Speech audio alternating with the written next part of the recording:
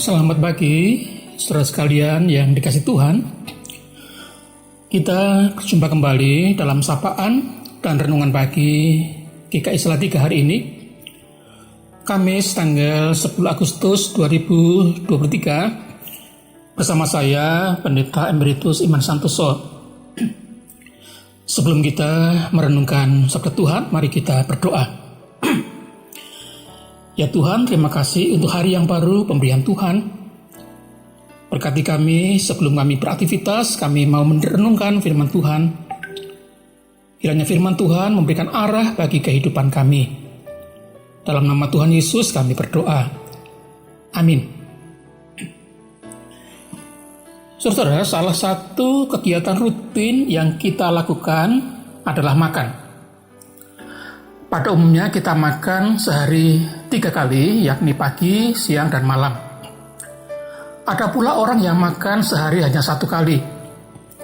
Entah karena ia sedang diet, atau karena terpaksa, yang disebabkan oleh karena keterbatasannya.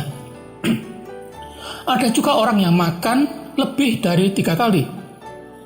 Dan itu pun masih ditambah dengan ngemil atau makan makanan ringan. Saudara termasuk yang mana? Ada orang yang suka sekali makan.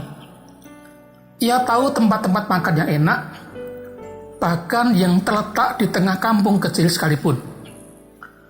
Ia juga hafal makanan khas tiap kota, sehingga ketika ia berada di kota itu, ia akan mencari warung dan makanan khas itu. Ia juga bisa menemukan tempat makan yang enak dan murah. Pernahkah kita serius memperhatikan soal makan dalam hidup kita? Mana ungkapan yang lebih cocok untuk saudara? Kita makan untuk hidup, ataukah kita hidup untuk makan?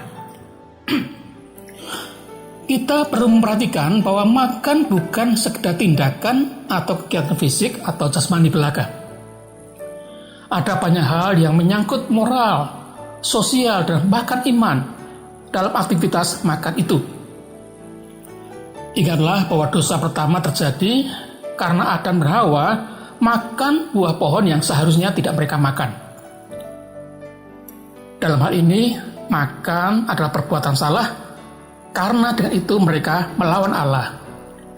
Dan akibat dari makan yang salah itu, mereka diusir dari Taman Firdaus. Dan sejak saat itu, mereka harus bekerja keras untuk mendapatkan makanan mereka. Firman Tuhan dalam 1 Korintus 10 ayat 31 berkata, "Jika engkau makan atau jika engkau minum, atau jika engkau melakukan sesuatu yang lain, lakukanlah semuanya itu untuk kemuliaan Allah."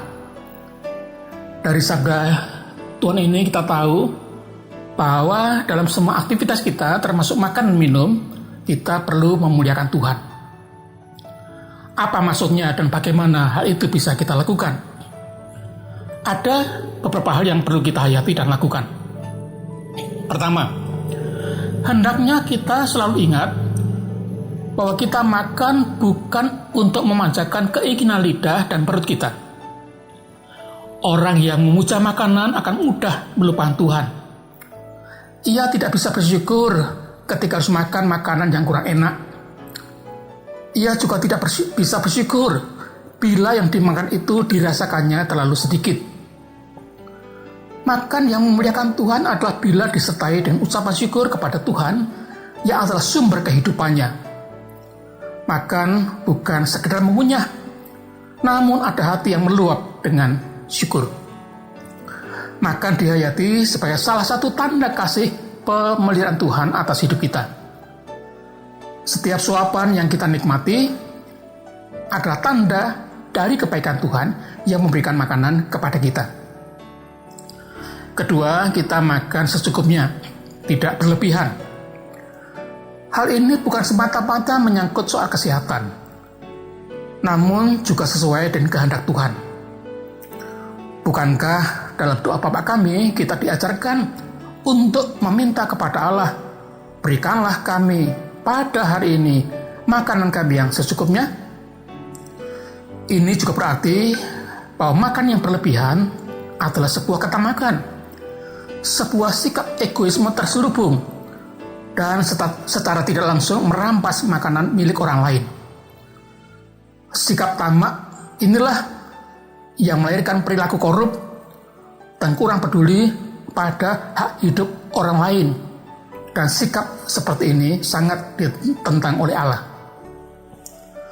Ketiga, dengan makan kita tetap hidup dan dapat berkarya, dan karya kita haruslah memuliakan Allah.